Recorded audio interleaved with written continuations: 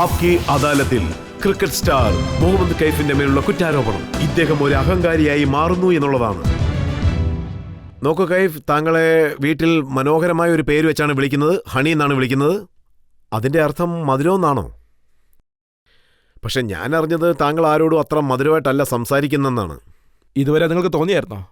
നിങ്ങളോട് ഞാൻ സംസാരിച്ചുകൊണ്ടിരിക്കുകയല്ലേ, നിങ്ങൾക്ക് എന്തെങ്കിലുമൊക്കെ തോന്നിയായിരുന്നോ?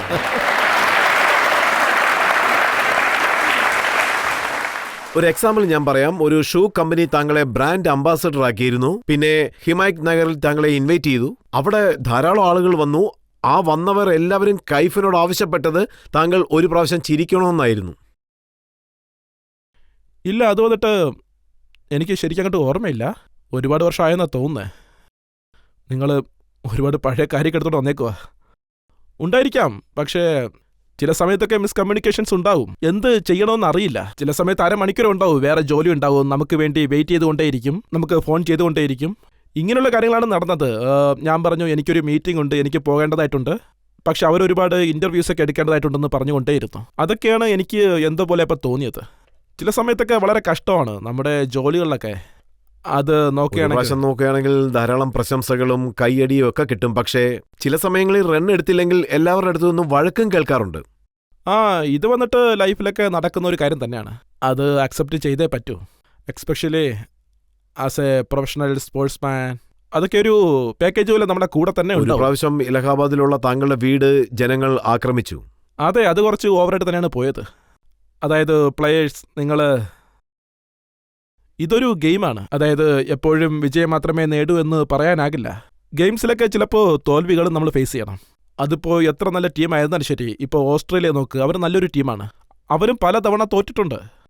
സോ അപ്പം നമ്മളുടെ സമയം അത്രയ്ക്ക് ശരിയല്ല. നമ്മൾ കംബാക്ക് ചെയ്ത് വേൾഡ് കപ്പിൽ 2-3 പ്രാവശ്യം തോറ്റിട്ടുണ്ട്. അതിനുശേഷം ഫൈനൽ വരെ പോയി. സോ അത് വന്നിട്ട് എല്ലാവരും ഹാർഡ് വർക്ക് ചെയ്യും.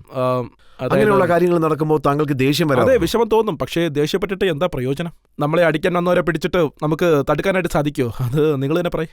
കഴിവിൻ്റെ പരമാവധി എഫേർട്ട് ഇട്ട് നമ്മൾ കളിക്കുവാണ്. അതായത് ഇന്ത്യ ജയിക്കണം, ടീം ജയിക്കണം എന്നൊക്കെ വിചാരിക്കും. നമ്മളിടുന്ന എഫർട്ടിനനുസരിച്ച് ആരും നമ്മളെ അപ്രീഷിയേറ്റ് ചെയ്തില്ലെങ്കിൽ അതും ഇച്ചിരി ദുഃഖമുള്ള കാര്യമാണ്. ഒരു പ്രാവശ്യം താങ്കളുടെ ടീമിലുള്ള ഒരു പ്ലെയർ പറഞ്ഞു താങ്കളെ ഏതെങ്കിലും പെൺകുട്ടി ബ്രോ എന്ന് വിളിച്ചാൽ താങ്കൾക്ക് ദേഷ്യം വരുമെന്ന്.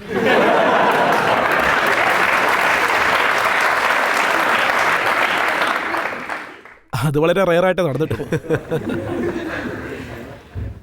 അല്ല, ദേഷ്യമൊന്നുമില്ല. ഇങ്ങനെയുള്ള ഇൻസിഡൻ്റൊക്കെ എൻ്റെ ലൈഫിൽ റെയറായിട്ട് നടന്നിട്ടുള്ളൂ. ഷെയർ ചെയ്യുന്നതിനായിട്ട് ഒന്നുമില്ല. അങ്ങനെയുള്ള കാര്യങ്ങളൊന്നും വലുതായിട്ട് നടന്നിട്ടില്ല. അപ്പോൾ ടീമിലുള്ള മറ്റു പ്ലേയേഴ്സിനും ഇങ്ങനെയൊക്കെ സംഭവിക്കാറുണ്ടോ? ഉറപ്പായിട്ടും. ആർക്കും അങ്ങനെ പറഞ്ഞാൽ ഇഷ്ടപ്പെടത്തില്ല. വൈറ്റ് ചുരിദാർ, താങ്കൾ തന്നെ. കൈഫ് ബ്രോ,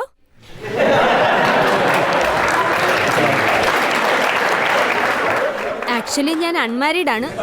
ഇനി ഓപ്ഷൻ ഉണ്ട്. മനസ്സിലായില്ല? Actually I M unmarried. ഇനി ഓപ്ഷൻ ഉണ്ട്. ബ്രോ, സച്ചിൻ നന്നായി കളിച്ചില്ലെങ്കിലും മീഡിയ ഒരിക്കലും അദ്ദേഹം നന്നായി കളിച്ചില്ലെന്ന് ഹൈലൈറ്റ് ചെയ്ത് കാട്ടാറില്ല. പക്ഷെ താങ്കൾ ഒരു മാച്ചിൽ നന്നായി കളിച്ചില്ലെങ്കിലും മീഡിയ അത് വലിയ സംഭവമാക്കി കാണിക്കുന്നു. താങ്കളോട് മീഡിയക്ക് എന്താണ് ഇത്ര സ്നേഹം? ഇല്ല, അത് ഒബ്വിയസ്ലി സച്ചിൻ്റെ റെക്കോർഡ്സ് എല്ലാവർക്കും അറിയുന്ന കാര്യം തന്നെയാണ്. അദ്ദേഹത്തെ പോലൊരു പ്ലേയേഴ്സിനെ കിട്ടുന്നത് വളരെ കഷ്ടമായൊരു കാര്യമാണ്. 16-17 വയസ്സ് തൊട്ട് അദ്ദേഹം ക്രിക്കറ്റ് കളിക്കുവാണ്. ഒരുപാട് റെക്കോർഡ്സ് താങ്കളെ പോലൊരു പ്ലേയേഴ്സിനെ കിട്ടുന്നതും വളരെ കഷ്ടമല്ല. ഇല്ല, ജനങ്ങൾ ഇതുവരെ അത് ഏറ്റെടുത്തിട്ടില്ല. ഇനിയും നല്ല കാര്യം.